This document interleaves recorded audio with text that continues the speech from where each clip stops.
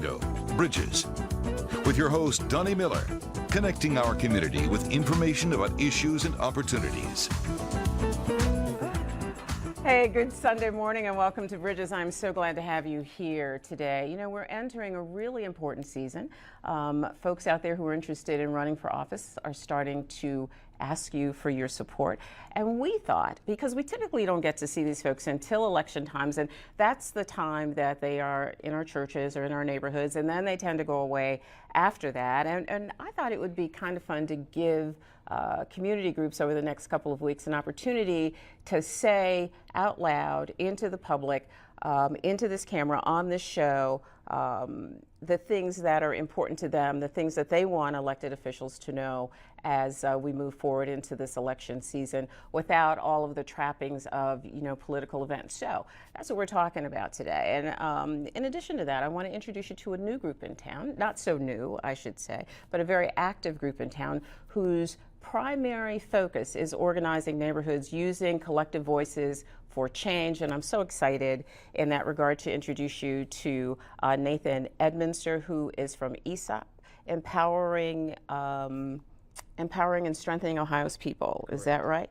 He's a community organizer for that group. In addition to Nathan today, we have Brenda Sawyers, who is co-chair of the Old West End Initiatives Group. Thank you so much for being here. And Robin Rivers, who's the president of the Central City Citizens Group here in town. I am so happy to have you all here. Really am. Thank you. I want to start it, if you'll give me just a second, to talk to Nathan for just a second. Let's tell people what ESCP is all about. ESCP is about empowering communities. They're about setting a stage for community residents to voice their opinion for the changes they'd like in their community, and organizing those residents to have a powerful base of residents that can make that change. You know, I was so glad to have you here talking about that, because I've said time and time again on this show that change happens best if people use their collective voices to make their issues known. Would you agree? Definitely. And if politicians and folks who are responsible for responding to the needs of our neighborhoods don't hear those voices, nothing tends to happen. Mm-hmm. Nothing tends to happen. Right. How long has ESCP been around? ESCP's been around since 1993 out of Cleveland. Here in Toledo, they've been here since 2010. Mm-hmm.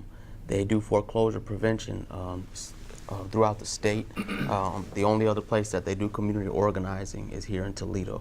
So, but we've been here in Toledo with the Central City Citizens is where we started out since 2010, and then we moved on to the Old West End Neighborhood Group. And what do you all hope to happen from this community organizing effort? Do you hope to see change in your neighborhoods? Do you hope to bring attention to the neighborhoods? What is it that you all hope to see? Well, I'm with the Old West End area. Mm-hmm. And we got involved because community organizers from ESCP, they came around the neighborhood, they were knocking on people's doors, and they were wanting to know if people had an interest in improving their community. Mm-hmm. And that has always been a passion of mine. So that's how I became involved. So basically a group of us, we started meeting over at Glenwood School, and then we decided to take it up to the next step. Concerned citizens, they got real serious about improving the neighborhood, because the Old West End area, we want that neighborhood to be a neighborhood of choice. We want people to want to move into that area. But after the Jeep site moved out, the neighborhood started going down. Okay, we started seeing a lot more blighted houses, crime went up. We just started having a lot of problems. And so we wanted our neighborhoods to look like other neighborhoods. Like other neighborhoods, absolutely. Like other neighborhoods. We wanted the politicians to know what was going on. There were monies that were being used in the city to beautify other areas. We want beautification in our neighborhoods. In your neighborhoods too, absolutely. So that's how we got together and formed, and everybody who's with the Old West End Neighborhood Initiatives are all volunteers.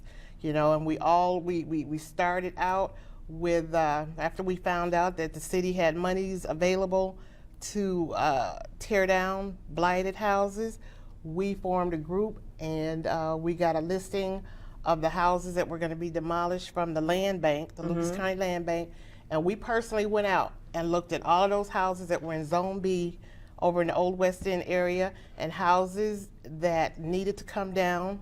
And We you guys were indicated- actively we involved were actively in involved with making that, those and things. houses that needed to be removed from the list, we made certain that that happened too. That is such a good point, because that goes to, those are great points, because that goes to the kinds of things that can happen when people organize their voices. Pretty much the same process for Central Citizens. Yeah, I've been lucky enough to have been to one of your meetings. Basically, we're pretty much on the same page. There's a lot of blighted and abandoned houses in our neighborhood, and that's why I got involved, because I just got tired of seeing it. Basically, Right. I just got tired of seeing it, and especially on my block, there was at least 5 or 6 that were just beyond repair. You know, it always frustrates me that there's this perception out there that if you live in neighborhoods that are central city neighborhoods or neighborhoods in the city, whether they're central city or not, that you care less about your neighborhoods than other neighborhoods. And that is not the case, is in my not the opinion. case. And what I have seen is that if people care less, it's because the individuals that are in the home are renters. The homeowners have a tendency to care more about the neighborhood and their houses versus renters, because renters, they come in, they go. Homeowners are there forever, you know. So we are also looking at how individuals can improve their home. We want to connect them with other agencies here in the city that can assist with that. Yeah, there are other issues, and we're going to talk in a little bit about the principal correction program. So don't forget everything you know about that, because we want to share everything you know about that wonderful program. But there are other issues too that make this a really challenging process. This organizing for change, like crime in the neighborhood. And it's not necessarily the abandoned houses. In the central city, we have a lot of elderly people, you know, seniors that have been in their homes for years and years, and they're not going anywhere. And the thing that they're concerned about is the crime and the safety issues also. Okay, so a lot of these seniors, they're afraid to come out at night, you know, simply because of it, you know, and seems like the central city has the stigma of being crime-infested, gang-related, and all that kind of stuff. So, and that's what we're trying to change, and that's why I got involved. As a matter of fact, I got involved with the organization from a flyer that was left on my door, probably by Nathan here. And I bought a community meeting at our local community center, and I went there, and I liked what I was hearing, and that's how I got involved. And I think I'm pretty active, and I'm trying to make a change. I'm just trying to make a change, because I told Nathan too a few days ago that I was really inspired by the community meeting that I went to over at the Frederick Douglass Center of your group, because there are such tough issues in that neighborhood, and there were people there who were really committed to staying in those neighborhoods and changing those neighborhoods. I resist the idea that we have to move from central city neighborhoods like the Old West End, in order to have a decent quality of life. Your organization is out to prove just that, Nathan. Right. Yes, definitely. Getting the issues out of people, getting in a way kind of agitating people, because sometimes you have to stir that a little bit. There's a lot of people who feel a certain way that they'd want to make a change, but they don't have the hope that it can be done. They don't believe it can be done. So my job is to sort through the people that care and that don't care, and kind of agitate them and bring that fight out in them.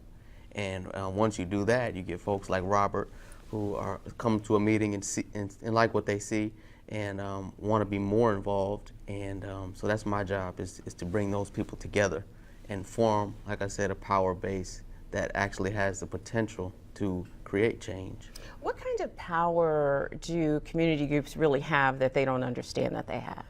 Numbers. That's basically what it boils down to. They taught us in community organizer training that there's 2 types of power. There's either money or people in numbers.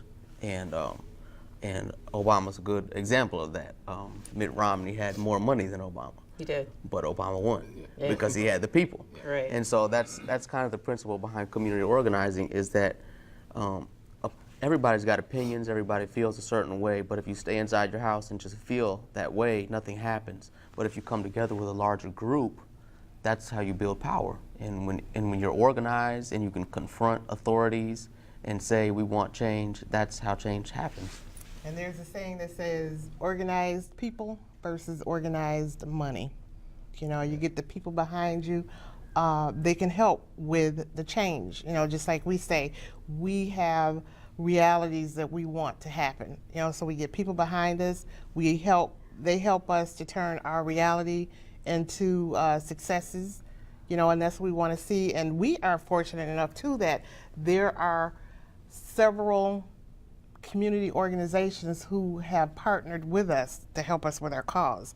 The Toledo Community Foundation, the Boys and Girls Club, Department of Neighborhoods, just to name a few, you know, and we meet the third Thursday of every month over at New Hope Missionary Baptist Church.